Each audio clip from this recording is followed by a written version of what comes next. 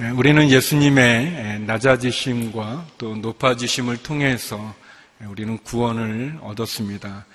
예수님의 낮아지심과 높아지심을 통해서 우리는 하나님의 사랑과 또 예수님의 겸손을 볼 수 있었습니다. 그리고 지난주에는 두렵고 떨림으로 우리가 받은 구원을 우리의 삶 속에 나타내야 된다는 것을, 그리고 뒤틀리고 타락한 이 세대 가운데서 하늘의 별들처럼 빛나는 삶을 살아야 된다는 것을 우리는 살펴보았습니다. 오늘은 이 본문에 나오는 세 명의 인물을 통해서 그리스도의 일을 구하는 사람들의 모습을 보기 원합니다. 먼저 첫 번째 인물로 우리는 바울을 볼 수 있습니다. 성경 본문 가운데 우리 19절하고 중간을 띄어서 23절, 24절 그렇게 같이 읽어보도록 하겠습니다. 함께 읽겠습니다. 시작. 내가 주 예수 안에서 디모데를 여러분에게 빨리 보내고자 하는 것은 나도 여러분의 형편을 알고 마음의 시원함을 얻으려는 것입니다. 즉시 그를 보내고 싶습니다. 그리고 나 자신도 곧 가게 되리라고 주 안에서 확신합니다. 바울은 빌립보 교회 안에 있었던 어려운 일에 대해서 걱정하는 마음이 있었습니다. 그리고 또 바울의 근황에 대한 부분을 또 빌립보 성도들에게 나누고 싶은 그런 마음이 있었습니다. 그래서 바울은 비록 디모데가 자기와 함께 있는 것이 좋기는 하고 도움도 되지만, 그러나 빌립보 교회의 어려운 문제를 해결하기 위해서 또 디모데를 빌립보에 보내려고 하는 그런 계획을 말하고 있습니다. 디모데를 통하여 어려움에 처한 교인들을 돌보고 또 그들의 소식과 상황을 또 알고자 하는 그런 바울의 모습을 볼 수 있습니다. 그 모습은 마치 목자의 마음으로 성도를 사랑하는 지도자의 모습이라고 말할 수 있습니다. 바울은 목자의 심정으로 그가 양육하고 또 그가 돌보는 성도들을 귀히 여기고 또 그들을 돕고자 하는 그런 모습을 우리들에게 보여줍니다. 또 한편 바울은 포기하지 않고 끝까지 최선을 다하는 모습을 우리들에게 보여줍니다. 그는 형편이 허락하는 대로 디모데를 보낼 뿐만 아니라 또 그 자신도 형편이 허락되면 친히 빌립보에 가기를 원한다는 마음을 기록하고 있습니다. 우리가 지난주 말씀에서도 보았던 것처럼 바울은 자신의 상황과 형편은 그렇게 다른 곳을 방문할 수 있는 형편은 아니었습니다. 그는 죽음을 앞두고 있었고 또 순교할 수도 있는 가능성이 있는 그런 상황이었습니다. 빌립보서 2장 17절에 지난주에 나눴던 말씀처럼 내 피를 붓는 일이 있을지라도 라는 그런 표현은 그 자신이 죽을 수 있다는 가능성을 표현한 그런 내용이죠. 그런데도 불구하고 바울은 자신이 빌립보 교회를 방문한다는 그런 희망의 끈을 놓지 않고 있었습니다. 바울은 자기가 감옥에 갇혀 있고 이제 곧 재판의 결과가 날 텐데 그 재판의 결과는 그가 죽을 수도 있다는 그런 것을 암시적으로 느끼고 알고 있었지만, 그럼에도 불구하고 그가 형편이 되어지면 내가 빌립보 교회를 방문하겠다라고 그는 이야기하고 있습니다. 끝까지 포기하지 않고 상황과 형편에 짓눌려서 위축되지 않고 하나님이 그에게 주신 그 부르심의 사명을 감당하고자 마지막까지 최선을 다하는 그런 모습이라고 말할 수 있습니다. 또 세 번째, 바울은 이 디모데를 보내는 것처럼 자기에게도 너무나 필요한 에바브로디도라고 하는 젊은 지도자를 급하게 빌립보로 보내고 있습니다. 비록 디모데는 바로 보내지 못했지만 그러나 에바브로디도는 바로 그가 보냈습니다. 왜냐하면 그것이 빌립보 교인들에게 도움이 됐기 때문입니다. 바울은 자기를 섬기기 위해서 빌립보에서 온 에바브로디도가 죽을 병에 걸린 것도 부담이 되었지만 또 그 사실로 인해서 염려하고 걱정하는 빌립보 성도들을 위해서 그는 에바브로디도를 보냈습니다. 우리 2장 28절의 내용인데요. 우리 같이 한번 읽어보겠습니다. 시작. 그러므로 나는 여러분이 그를 다시 만나봄으로 기뻐하고 나 또한 마음의 고통을 덜기 위해 그를 기쁘게 보냈습니다. 에바브로디도라고 하는 이 친구가, 이 젊은이가 바울에게는 큰 도움이 되었지만, 그러나 자기의 도움이 되는 것보다는 빌립보 교인들이 걱정하고 있는 그 걱정을 해결해 주고, 그리고 이 젊은 지도자가 자기와 함께 있으면서 어려움을 당하는 것보다는 그 주의 교회를 섬기는 그 일을 위해서 바울이 자기의 유익보다 성도들을 먼저 생각하는, 염려하는 그런 모습을 그가 보여주고 있습니다. 사랑하는 성도 여러분, 바울은 우리들에게 그 자신, 상황과 환경에 짓눌려서 위축되지 않고 끝까지 마지막까지 최선을 다하는 모습을 보여주면서 자기보다는 성도들을 먼저 생각하고 염려하는 목자의 모습도 보여주면서 결국은 성도들을 사랑하는 지도자의 모습을 우리들에게 보여주고 있습니다. 우리는 어떤지 모르겠습니다. 우리는 상황과 환경에 혹시 짓눌려서 위축되거나 또는 뒤로 물러서거나 아니면 손을 놓고 있지는 않은지 모르겠습니다. 바울은 우리들에게 끝까지 최선을 다하는, 하나님이 그에게 주신 사명을 감당하기 위해서 최선을 다하는 모습을 우리들에게 보여줍니다. 우리도 바울처럼 끝까지 최선을 다하기를 바랍니다. 상황이나 조건에 무너지고 포기하고 뒤로 물러서는 것이 아니라 마지막까지 온전한 다름질을 다하기를 소망합니다. 자신의 유익보다 우리의 가족을 위해서, 공동체를 위해서, 믿음의 식구들과 교회를 위해서, 주님을 위해서, 주님이 주신 그 소명을 감당하기 위해서 최선을 다하는 저와 여러분이 되기를 주의 이름으로 축원합니다. 두 번째, 오늘 본문에서 볼 수 있는 인물은 디모데입니다. 우리 20절에서 22절의 말씀을 같이 한번 읽어보겠습니다. 시작. 디모데와 같은 마음을 품고 여러분의 형편을 진정으로 돌볼 사람이 내게는 아무도 없습니다. 모든 사람이 자기 자신의 일에만 몰두하고 그리스도의 일에는 관심이 없습니다. 여러분은 디모데의 연단을 알고 있습니다. 자녀가 아버지에게 하듯이 그는 복음을 위해 나를 섬겼습니다. 바울은 디모데를 빌립보 교회에 보내는 그 계획을 이야기하면서 디모데에 대해서 세 가지로 디모데를 표현하고 설명하고 있습니다. 먼저 첫 번째는 그는 다른 사람을 진심으로 돌보는 사람이라고 말합니다. 디모데의 이름의 뜻은 하나님을 공경하는 자라는 뜻입니다. 디모데는 바울과 아주 각별한 사이입니다. 바울은 디모데에게 보내는 편지에서나 또는 디모데를 소개할 때마다 그는 내가 믿음으로 낳은 아들이다 라고 이야기합니다. 디모데는 바울에게 신실한 제자였고 사랑스러운 제자였습니다. 그리고 또 디모데는 눈물이 많았고 마음이 착한 사람이었습니다. 저와 비슷한 분이셨던 것 같아요. 제가 닮은 거죠. 또 디모데는 외할머니와 또 어머니의 믿음의 유산을 받았어요. 바울이 디모데에게 보내는 편지에서 이렇게 소개합니다. 디모데후서 1장 4절 5절 말씀인데요. 같이 한번 읽어보겠습니다. 시작. 그대의 눈물을 기억하며 그대를 만나보기를 간절히 원한다. 그러면 나는 기쁨이 가득할 것이다.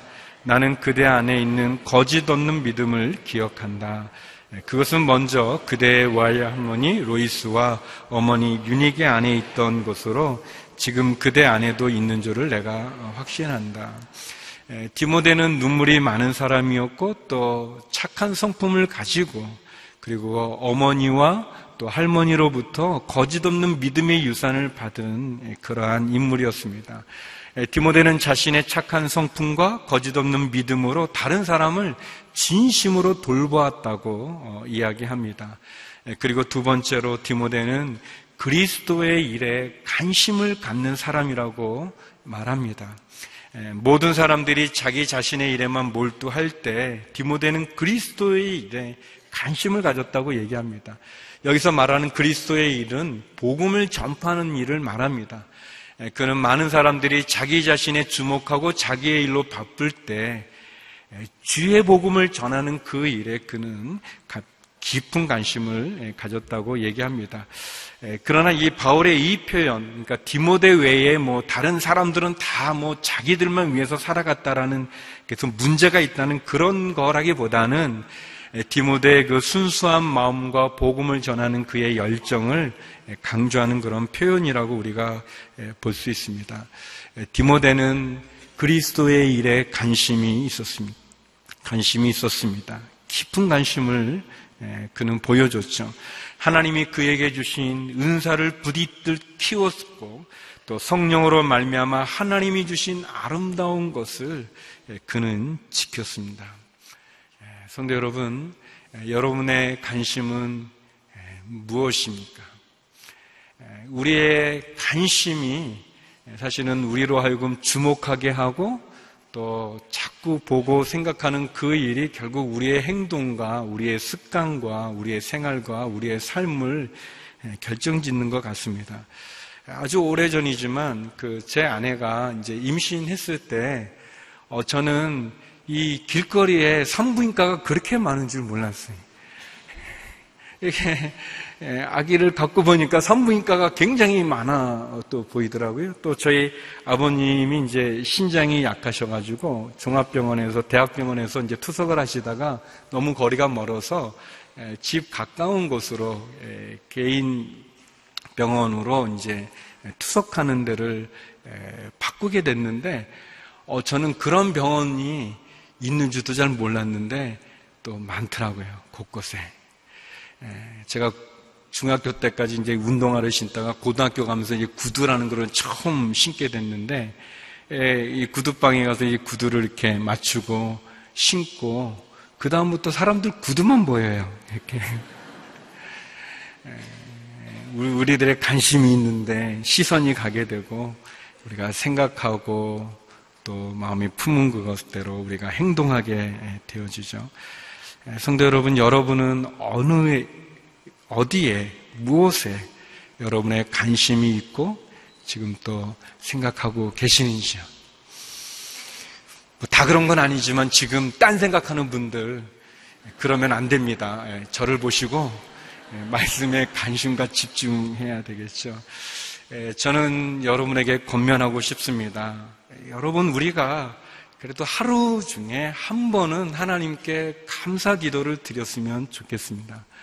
하루에 한 번은 그것이 우리가 침실에든 아니면 우리가 출근하는 길이든 아니면 우리가 하루 일과를 마치는 식사 시간이든 하루 중에 한 번은 하나님을 기억하고 감사 기도를 드렸으면 좋겠습니다. 한 달에 한 번은 하나님과 데이트하는 시간이 있었으면 좋겠습니다. 한 달에 한 번 나의 삶을 돌아보면서 하나님이 나와 함께 해주신 그 은혜를 묵상하는 그런 시간이 있었으면 좋겠습니다. 1년에 한 번 정도는 성경을 통독했으면 좋겠습니다.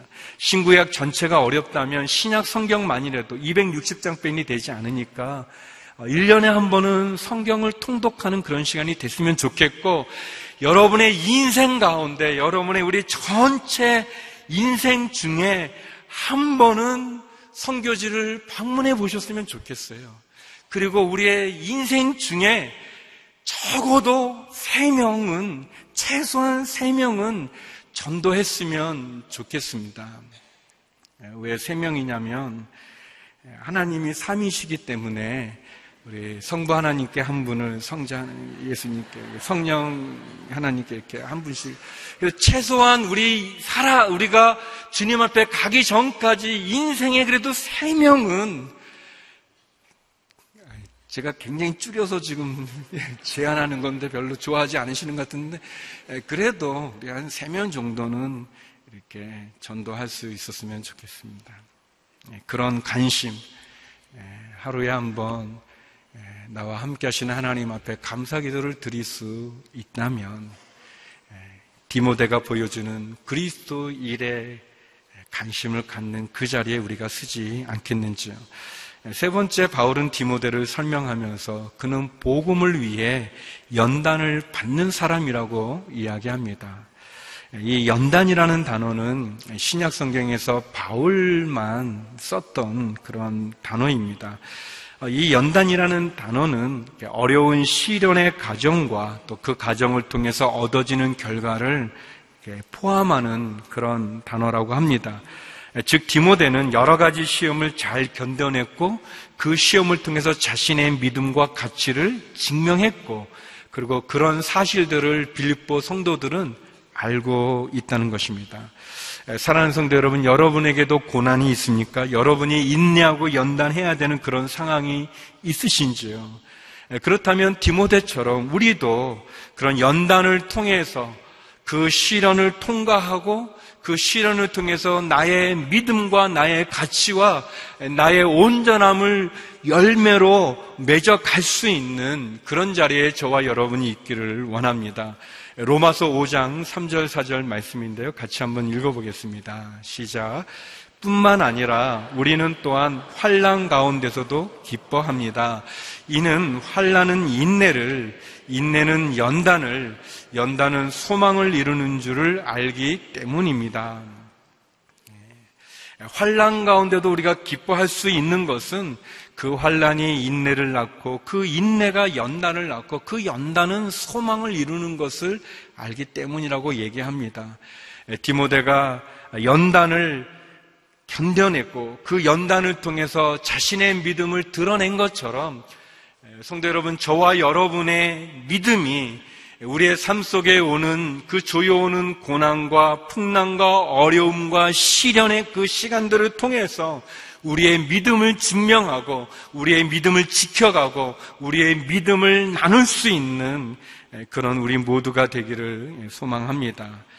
세 번째, 오늘 본문에서 거론하는 인물은 에바브로디도라는 인물입니다. 그리스도의 일을 구하는 사람들의 세 번째 사람이죠.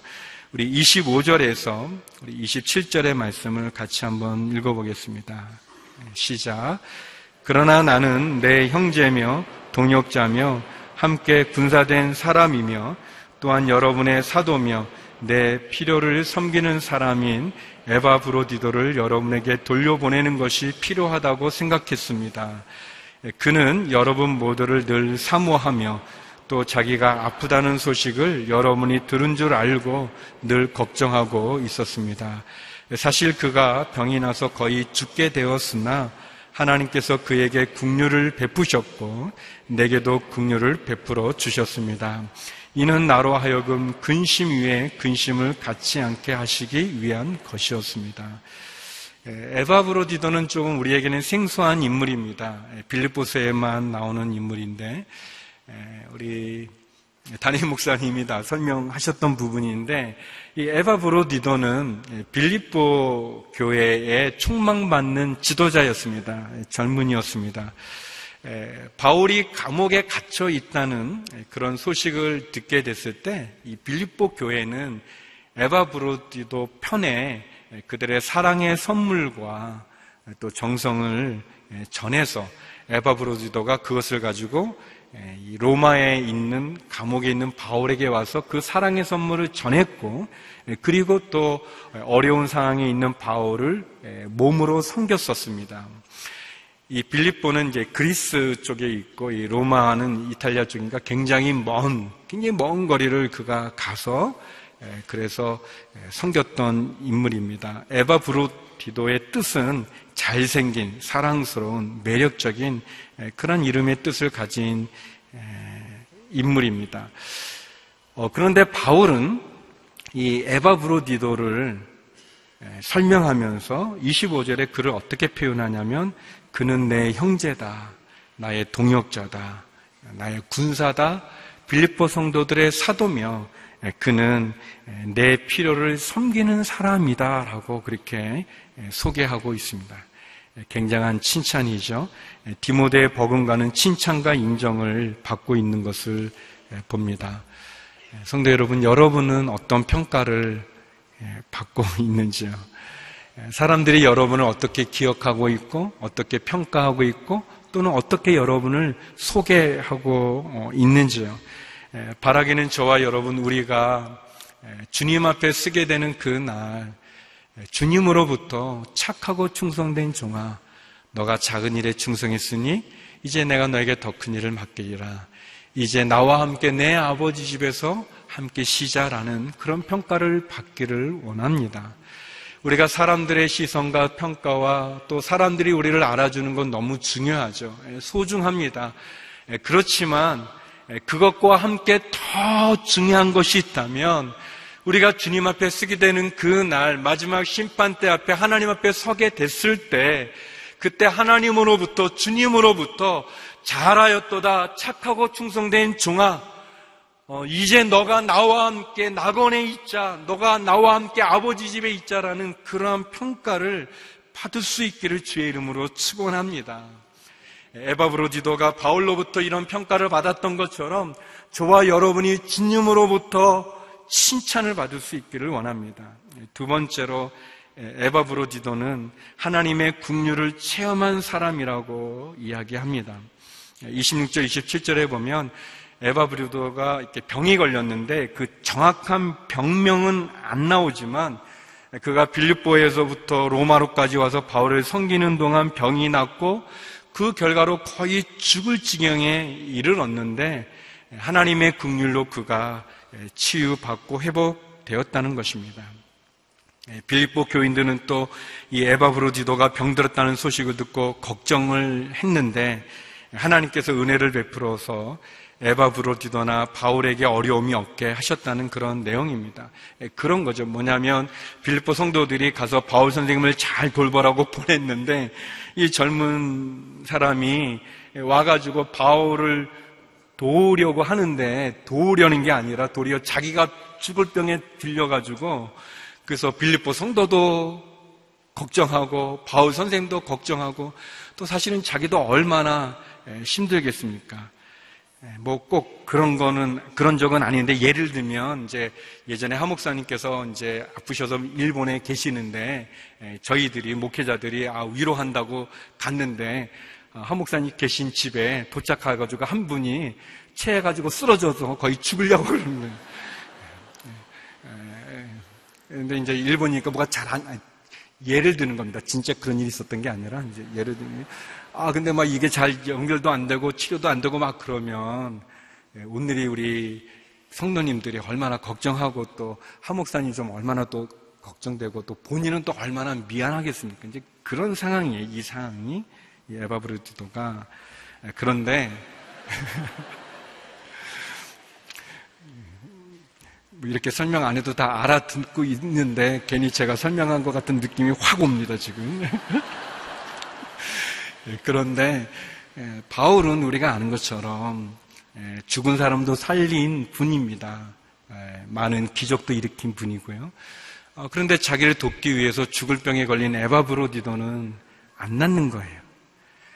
당황스럽고 힘들죠. 얼마나 열심히 기도했겠습니까, 바울이. 근데 안 낫는 거예요. 또 에바브로디도 자신도 얼마나 기도했겠습니까? 또 빌립보 교인도 얼마나 기도했겠습니까? 그런데 쉽게 낫지 않는 거예요.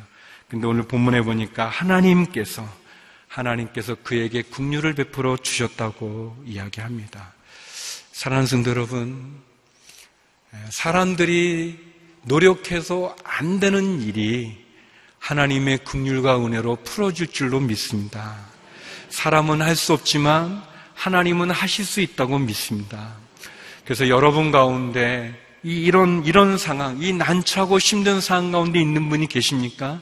하나님의 은혜와 긍휼을 구하십시오. 여러분 가운데 병이 들어 죽게 된 분이 계십니까? 안 되고 안 낫고 가망 없다는 진단을 받은 분이 계십니까? 기도하십시오. 하나님의 은혜를 구하고 긍휼을 구하십시오. 그만 하나님께서 치료해 주실 것입니다. 우리가 병이 낫고 안 낫고는 하나님이 정하실 것입니다. 우리는 그 하나님의 은혜와 긍휼을 구하는 것이죠. 저는 저와 여러분의 삶 가운데 이 하나님의 긍휼과 하나님의 은혜와 그런 간증이 있기를 소망합니다. 그것이 믿음입니다. 에바브로디도와 바울에게 하나님 긍휼을 베푸신 것처럼 하나님 우리에게도 긍휼을 베풀어 주실 것입니다. 그리고 세 번째로 에바브로디도는 바울은 그를 설명하기를 그는 그리스도를 위해 목숨까지도 돌보지 않은 사람이라고 이야기합니다. 우리 29절에서 30절 말씀 같이 한번 읽어보겠습니다. 29절에서 30절입니다. 시작. 여러분은 주 안에서 큰 기쁨으로 그를 맞아주고 그와 같은 사람들을 귀하게 여기십시오. 이는 그가 그리스도의 일을 위해 거의 죽을 지경에 이르기까지 자신의 목숨을 돌보지 않았기 때문입니다. 에바브로디도는 주님의 일을 하는데 대충 하지 않았습니다.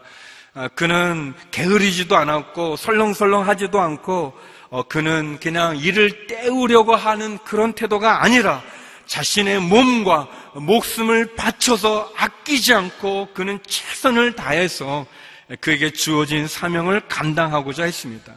여기 목숨을 돌보지 않는다는 뜻은 자신을 위험에 드러낸다는 그런 의미입니다.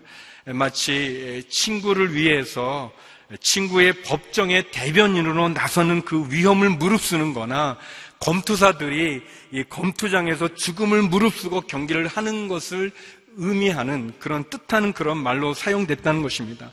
에바브로디도는 주님을 위해서 그가 법정의 대변인으로 나서는 것처럼 적개심을 가진 많은 사람들에게 예수 그리스도의 복음을 증거하는 그 일에 마치 검투사들이 죽으심을 다해 싸워가는 것처럼 그렇게 그는 자기를 헌신했다는 것입니다. 그리스도를 위해서 그는 그 일을 구하고 목숨까지도 돌보지 않았다고 이야기합니다. 에바브로디도는 주님을 위해 복음을 위해 자신을 위험에 드러내는 것을 두려워하지 않았다고 이야기합니다. 저는 지난 주간에 우리 사우디아라비아의 수도인 리야드를 갔다 왔습니다. 지난 주간이라고 말하기도 좀 그런데 오늘 새벽에 도착했어요. 그리고 온 거죠, 여기에. 제가 좀 사실 말을 이렇게 설교를 잘하는데 지금은 약간 혼미해서 약간 좀 헤매고 있습니다.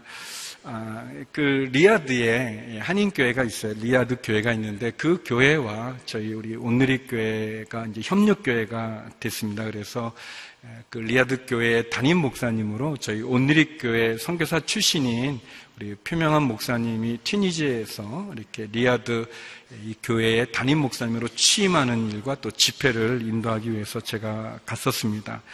우리가 아는 것처럼 사우디아라비아는 이슬람의 종주국이라고 말합니다. 메카와 메디나라고 하는 이슬람 성지를 갖고 있는 나라예요. 굉장히 어려운 우리의 신앙생활을 하기 어려운 그러한 나라입니다. 여기에 많은 한인 성도님들이 어렵고 힘든 상황에서 신앙생활을 잘하고 있습니다. 오래되신 장로님 또 우리 집사님들과 이야기 나누는 중에 그들이 리야드에서 예배를 드릴 때 이 종교 경찰들이 들이닥쳐서 예배 보는 중에 그들이 붙잡혀가고 감옥에 일주일 넘게 또 갇히기도 하고 또 몇 분은 추방된 그런 이야기를 들으면서 우리는 얼마나 좋은 환경과 여건에서 예배를 드리는지를 느낄 수 있었습니다. 저는 3일 동안 집회를 하고 또 취임 예배를 드리면서 내내 계속 제 마음에 도전이 되고 은혜가 되었던 그런 한 장면이 있었어요. 그거는 이 교회로 사용되어지는 그 예배당에 이 강대상이 있는데 이 강대상 뒤편에는 그 설교자하고 사회자가 보통 이제 정통 교회가 이제 그런 것처럼 이 강대상 위에 이제 의자들이 있는데 그 강대상 뒤편에 있는 설교자와 사회자가 앉아 있는 그 중간에 조그만 탁자가 있는데 거기 그 조그만 탁자 위에 꽃꽂이가 하나 있는데 그 꽃꽂이가 저를 많이 울렸습니다.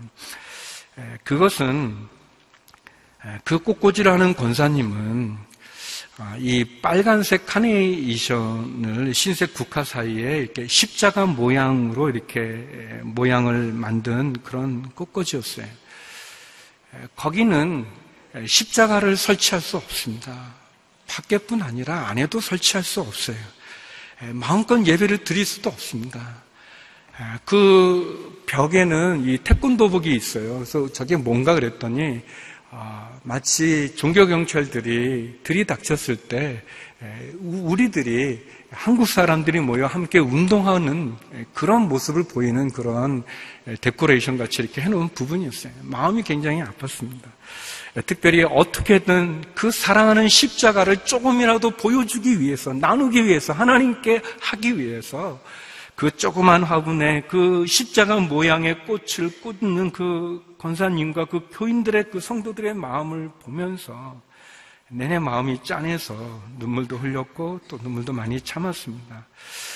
사랑하는 성도 여러분, 우리는 그렇지 않죠. 우리는 교회 정탑에 십자가를 세우기도 하고 또 우리가 원하면 원하는 장소에다 십자가를 건다고 누가 우리를 잡아가지도 않습니다. 그러나 우리가 생각해 보면 우리가 예배 전에 보는 한국 교회사에 나오는 예수님을 바로 보여주는 사람들, 오늘 서상윤 그 성도님의 그 이야기처럼 우리도 역시 그런 시간이 있지 않았습니까?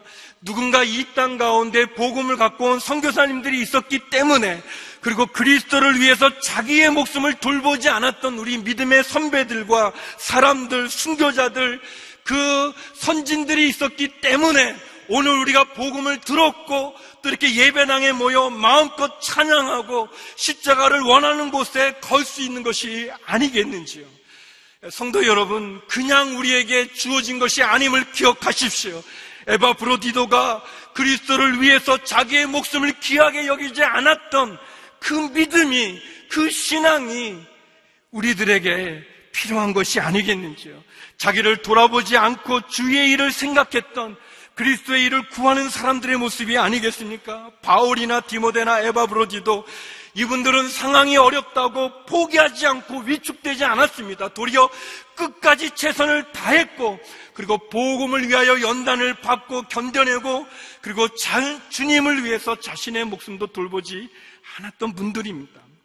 사랑하는 성도 여러분, 우리도 주님을 위해 그리스도의 일을 구하는 자리에 저와 여러분이 함께 하지 않겠는지요? 그 자리에 저와 여러분이 있지 않겠는지요? 그렇게 오늘 본문은 우리들에게 그리스도의 일을 구하는 자리에 저와 여러분을 초청하고 있습니다. 이 한 주간 그리스도의 일을 구하는 그 자리에 저와 여러분이 있기를 주의 이름으로 축원합니다. 기도하시겠습니다.